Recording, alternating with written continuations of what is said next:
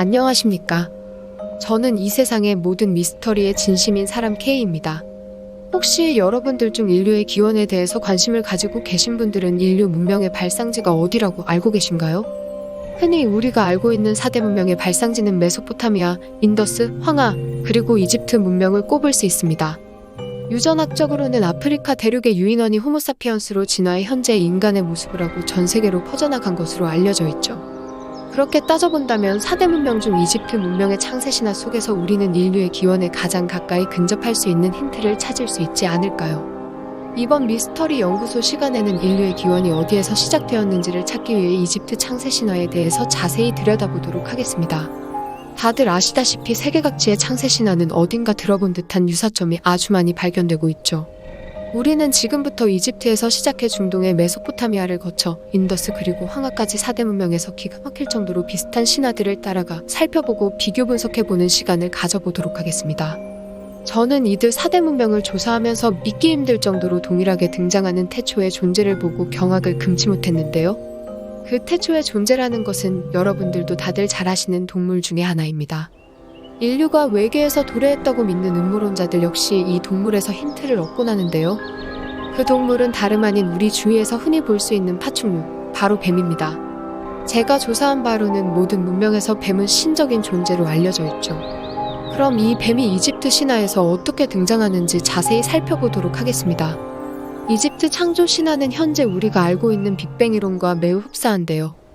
이집트 신화에서는 최초의 혼돈과 암흑의 바다만이 존재했다고 합니다. 이것을 작은 지구 안에 국한돼서 보기보다 우주라고 생각한다면 혼돈은 최초의 빅뱅이며 암흑의 바다는 끝없는 어둠의 우주 공간을 표현한 듯하죠. 이 암흑의 바다는 그리스 신화에서 태초 어비스라는 표현과 동일하며 끝없는 암흑의 공간을 이야기합니다. 이후 바다에서 육지가 솟아올라 아툼이라는 최초의 신이 태어나게 되는데요. 아툼은 세상에 빛을 가져왔고 태양신 나가 됩니다. 이 부분에서도 깜깜한 우주 공간에서 강한 빛과 폭발로 탄생한 우주의 빅뱅 이론과 매우 흡사한 양상을 띠는 듯하죠. 제가 계속해서 빅뱅 이론과 이집트 창세 신화를 비교하는 것은 그만큼 이집트 신화가 현재 과학이 밝혀낸 빅뱅 이론과 놀랍도록 비슷하다는 점을 강조하는 것입니다. 다시 말해 이집트 신화는 그저 신화나 전설로 치부할 수만은 없다는 것이죠. 자, 그럼 이제부터 본론으로 들어가 보도록 하겠습니다. 앞서 언급한 아툼이 바다에서 나오기 전에는 뱀의 모습을 하고 있다가 지상으로 올라와 허물을 벗었다고 하는데요. 이는 다시 말하면 최초의 신은 뱀이었다는 말이 됩니다. 단순히 우리가 주변 술집에서 볼 수 있는 꽃뱀이 아니라 공룡과 같은 거대 파충류였다는 말이죠. 우리에게도 이 거대한 뱀을 닮은 파충류는 아주 익숙한데요. 동양의 관점에서 보면 이 뱀을 용이라고 표현했을 수도 있겠습니다. 뱀은 예로부터 불사의 생명을 가지고 있는 존재로 알려져 있었죠. 고대인들은 뱀이 허물을 벗는 이유로 새로 태어나기 위한 하나의 방법이다라고 생각했습니다. 우리가 잘 알고 있는 수메르 신화 속 길가메시 서사시에도 뱀이 등장하며 길가메시가 고생 끝에 구한 불로초를 훔쳐가는 존재로 그려져 있죠. 이집트 신화 속 태초의 존재가 뱀이라고 한다면 그리스 신화에도 뱀의 모습을 한 아주 강력한 신이 등장합니다. 바로 티폰 또는 타이푼이라는 이름을 가진 무시무시한 뱀 형상의 괴물신이죠. 이 신의 이름 타이푼은 현재 우리가 알고 있는 태풍의 어원이 됩니다. 여기서 타이푼과 한자 태풍의 발음이 아주 절묘하게 유사하다는 것을 기억해 주셨으면 하네요. 왜냐하면 그리스의 신티폰은 중동을 거쳐 인도와 중국 지역까지 진출했다는 기가 막힌 신화가 전해지기 때문이죠. 우선 우리는 티폰이 어떤 신인지부터 알아보겠습니다. 그리스 신화에 등장하는 티폰은 반인반수의 거대한 뱀으로 표현되고 있는데요. 상반신은 인간의 모습을 하고 하반신은 큰 뱀이었으며 머리는 100마리의 뱀의 형상을 하고 격렬한 바람과 번개를 일으키는 말 그대로 태풍의 모습을 하고 있다고 전해집니다. 그리스 태초신 중 하나인 대지의 여신 가이아가 자기 멋대로 행동하는 제우스를 벌하기 위해 타르타루스와 관계에 나은 것이라고 하는 티폰. 이 티폰이라는 신은 동서양의 신화를 이어주는 아주 중요한 존재라고 할 수 있습니다. 여러분들은 혹시 중국의 창세 신화를 들어보셨나요? 중국의 창세 신화에 등장하는 태초의 신은 여호와 보키라는 상반신은 인간이며 하반신은 뱀인 반인반수입니다. 그리스 신화의 티폰과 중국의 여호와 보키와 일맥상통하는 부분은 단순히 외적인 부분만이 아닌데요. 여호와 보키는 하나의 몸으로 표현되기도 하지만 분명 각각의 이름을 가진 두 명의 신입니다. 그렇다면 이 시점에서 티폰과 여호와 보키는 그저 외형만 비슷하지 않냐는 질문을 할 수 있으실 텐데요. 거기에 대한 대답으로 아주 소름 끼치는 사실을 이제부터 설명드리겠습니다. 티폰이 괴물이라고는 하지만 그에게도 아내가 있었던 것이죠. 그의 아내 에키드나 역시 상반신은 인간이며 하반신은 뱀인 반인반수였습니다.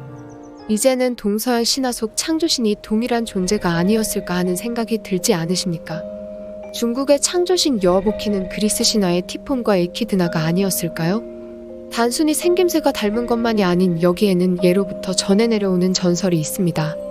여러분들은 혹시 스키타이라고 불리는 민족에 대해서 들어보신 적이 있으신가요? 이들은 기원전 9세기에서 4세기까지 중부 유라시아 스텝의 광활한 지역에 걸쳐 살았던 유목민들이었습니다. 참고로 유라시아 스텝은 루마니아를 시작으로 우크라이나, 러시아, 카자흐스탄, 신장유구를 자치고 몽골에서 만주까지 뻗어있는 아시아와 동유럽을 잇는 엄청나게 넓은 지역을 말합니다.